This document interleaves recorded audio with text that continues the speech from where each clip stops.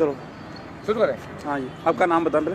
मेरा नाम राम नारायण कुररिया, मैं अखिल भारतीय किसान सभा का मध्य प्रदेश का राज्य अध्यक्ष हूँ। हाँ जी। और ये आप ना जरा हमारे जो कृषि जो अपने किसान भाई हैं उनको अभी तक इस कानून के बारे में जो पता नहीं है डिटेल में, आप जरा इनको डिटेल में समझाइए। ये जो किसानों का जो आंदोलन चल रहा है जिसमें 500 से ज़्यादा किसान संगठन हैं, इनका मुख्य मांग ये है कि केंद्र सरकार के द्वारा इस देश का किसान, इस देश का खेत और हमारे देश की आज़ादी को बर्बाद करने के लिए अडानी अंबानी के पक्ष में केंद्र सरकार ये तीनों काले कानून लेकर के आई है। कानून जो पहला बिंदु जो है जिसको ये कहते हैं कृषि उपज व्यापार वाणिज्य अधिनियम 2020, इस कानून का आशय ये है कि हमारे देश के अंदर जो मंडी व्यवस्था थी, मंडी व्यवस्था को चौपट करने के लिए सरकार सरकारी मंडियों के समानांतर प्राइवेट मंडियों को खाद्यान्न खरीदने की इजाज़त दे रही है। मंडी कानून में सरकार ने संशोधन कर दिया। ये जो कानून बना है, इस कानून में कहीं पे भी ये प्रावधान नहीं है कि किसानों के समर्थन मूल्य पे खरीदने की कहीं किसी तरह की गारंटी नहीं है। और इसका आशय हुआ कि अडानी अंबानी जैसे जो व्यापारी और औद्योगिक घराने जो हैं, ये मनमानी दरों पे किसानों की फसलों को खरीदेंगे, सस्ती दरों पे खरीदेंगे, अपनी गोदामों के अंदर जाम करेंगे और उसके बाद जब किसानों के घरों से फसलें खत्म हो जाएंगी, उसके बाद बाजार में मनचाही कीमतों पर इसको बेचेंगे।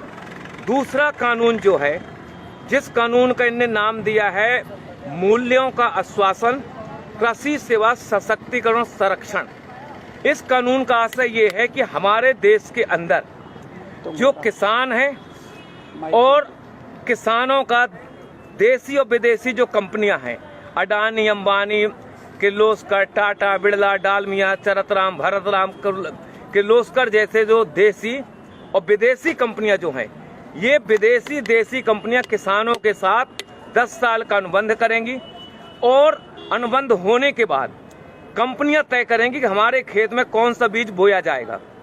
बीज के साथ ये तय करेंगे कि बीज के साथ कौन सा खाद डालना है, कौन सी कीटनाशक दवा डालना है, और उसके बाद किसान अपने खेत में बीज बोने के लिए स्वतंत्र नहीं होगा।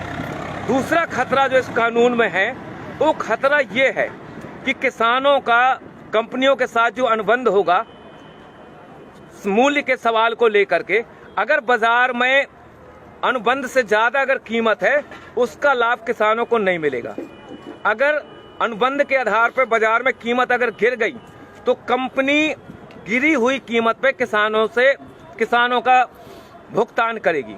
अगर मान लो किसान अपने खेतों में जो फसल पैदा किया, कभी प्राकृतिक आपदा आ गई, ओला पड़ गया, पाला पड़ गया, कभी अति वर्षा हो गई, अगर फसल में कोई आंशिक क्षति गुणवत्ता के सवाल पे कंपनी हमारे माल को रिजेक्ट कर सकती है, खरीदने के लिए कंपनी बाध्य नहीं होगी।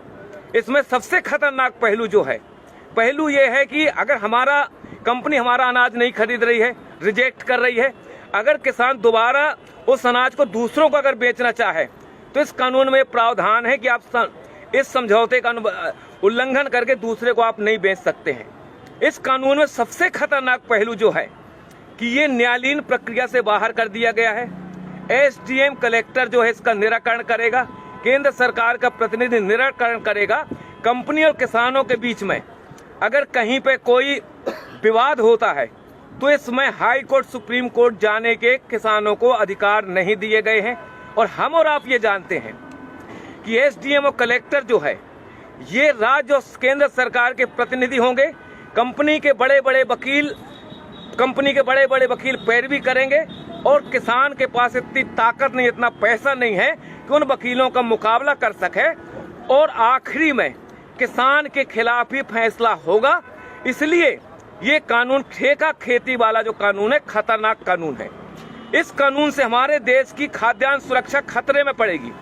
हमारे कंपनियों को अगर ये लगता है कि दुनिया के देशों में कौन सी चीज की जरूरत है, अगर उनको लगता है कि रतन जोत पैदा करना है, उनको लगता है मशरूम की खेती करना है, तो आज हमारे देश का किसान अपने खेतों में जो धान पैदा कर रहा है, गेहूं पैदा कर रहा है, कंपनी उनको मजबूर करेंगी रतन जोत और मशरूम की खेती करने के लिए, क्योंकि बीज वो देंगी।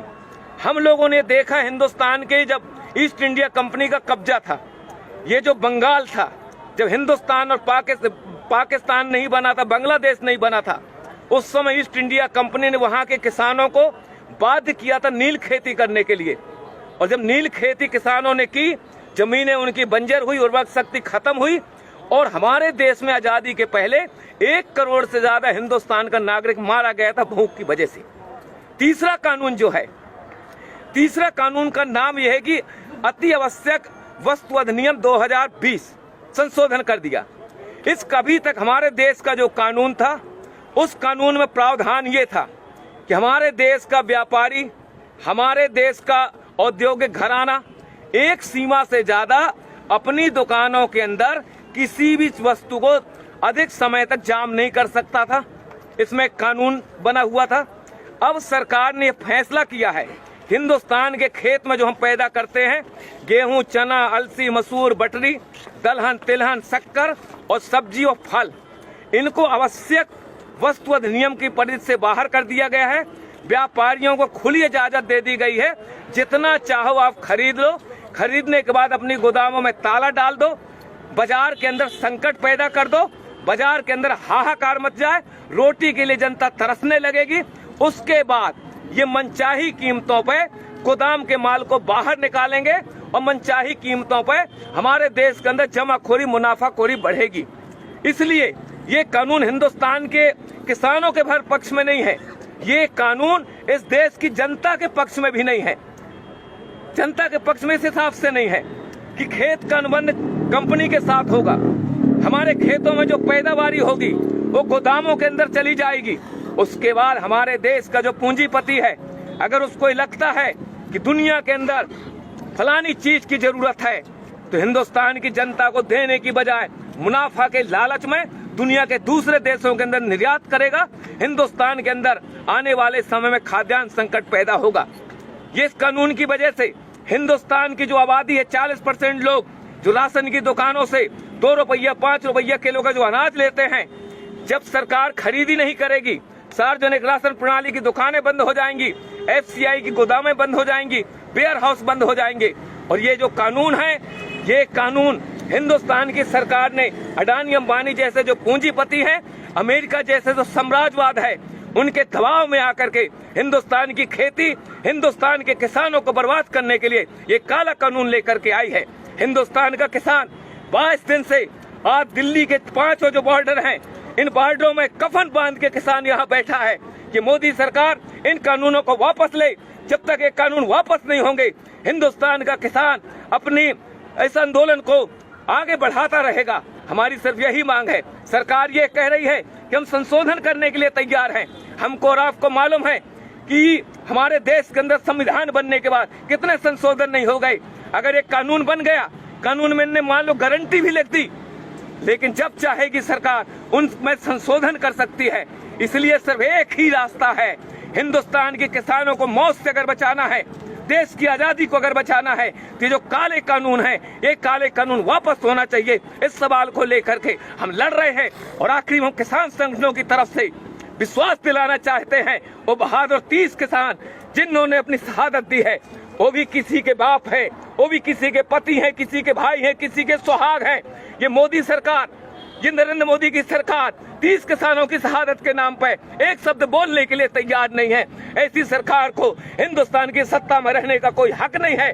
हम किसान भाइयों से गुजारिश करना चाहते हैं, ईंट का जवाब पत्थर से दो, किसान को बचाओ, देश को बचाओ। यही हमारे आंदोलन का मकसद है। जय जवान जय किसान। भाइयों, जिस प्रकार किसी भी किसान भाई को ये चीज का जो मालूम नहीं है कि 3 कानून क्या हैं, वो समझ लें और इस वीडियो को शेयर करें, ज्यादा से ज्यादा किसानों को समझ में आए। जय जवान जय किसान। कितने मिनट का है सर? लाइव तो भाई लाइव क्योंकि 10-12 का था।